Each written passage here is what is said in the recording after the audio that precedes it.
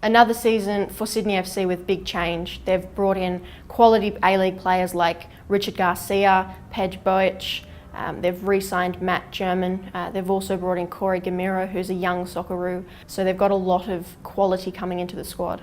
Frank Farina came in midway through last season and they had a little bit of an upturn in form.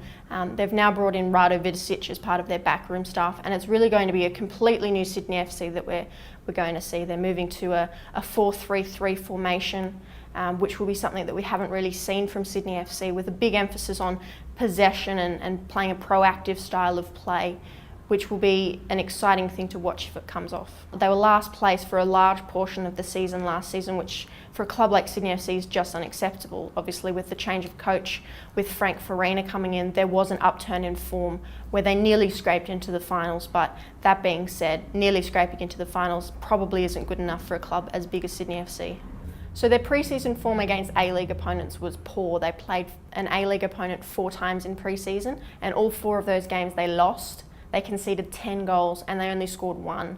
So that's going to be a real worry for Sydney FC going into this season, where they haven't proven themselves against A-League opponents and they've conceded a lot of goals again.